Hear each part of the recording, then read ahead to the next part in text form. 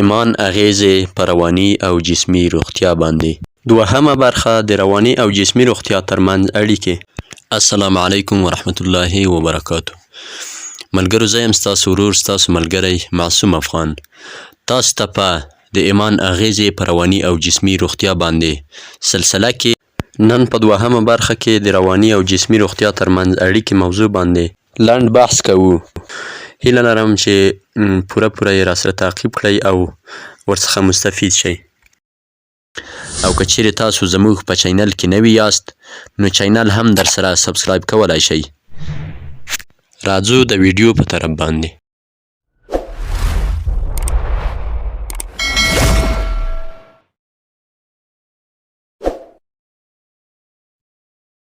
د رواني او جسمي روغتیا ترمنځ اړیکې. د اوسني عصري او پرمختللي طب فلسفه یا جهانبیني د 18مې پیړۍ د ډېر لوی فزیکدان او ساینسي عالم نیوټن د قانون د نفوذ او اغیزې لاندې ده.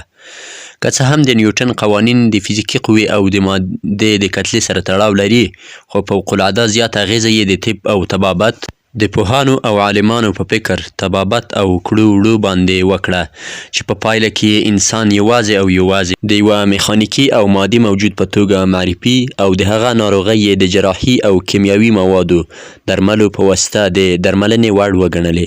دا جهانبیني یا د دې عالم نظریه لامل شوه چې د ډېر تعجب وړ پرمختګ د طب، طبابت او د جراحۍ په برخه کې او همدارنګه د طبي ګټورو درملو په برخه کې رامنځته شي.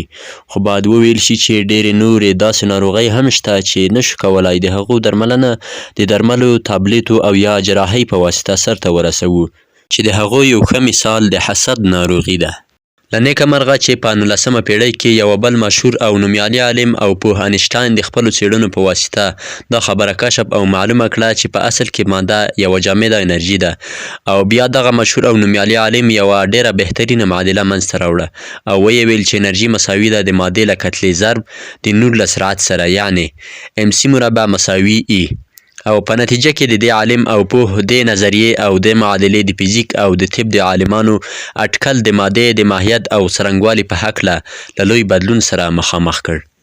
همدارنګه کله چې دا خبره کشف شوه چې د برېښنا او مقناطیس یا آهنربا انرژي هم د ژوندیو موجوداتو په روغتیا او سلامتۍ باندې اغیزه کوي او هر ژوندی جسم هم انرژي تولیدوي، نو له همدې کبله یې پوهان دې ته متوجه کړل ترڅو د احساساتو او جسم ترمنځ اړیکې په پوره غور سره وڅېړي او ولولي.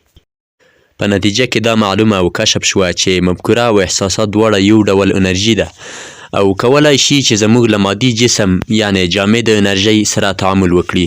دا چې عقیده او دعا هم د انرژۍ د منځته راتللو لامل کیږي، نو له همدې کبله د عقیدې او دعا اړیکه هم له جسمي روغتیا سره لا ډیره څرګنده او روښانه شوه. احساسات د انسان د روحي او رواني حالت او د انسان د جسم یا ټول بدن ترمنځ د یو پل حیثیت لري. ځکه نو که چیرې د یو انسان احساسات منفي حالت ولري، د انسان په جسمي روغتیا باندې ناوړه اغیزې کوي، او که چیرې مثبت حالت ولري نو بیا د انسان په جسمي روغتیا باندې ډېرې ښې او په زړه پورې اغیزې اچولی شي. لکه چې وروسته به ولیدل شي ایمان د منفي احساساتو د لرې کولو او د مثبتو احساساتو د تقویې کولو خاصیت او وړتیا لري. نو له همدې کبله د رواني او جسمي روغتیا ترمنځ د تعادل او موازنې حالت ساتي. قدرمنو لیدونکو، دا وه د رواني او جسمي روغتیا ترمنځ اړیکې. په درېیمه برخه کې به د رواني روغتیا په اړوند باندې اوږد بحث کوو. اورېدل یې مه هېروئ.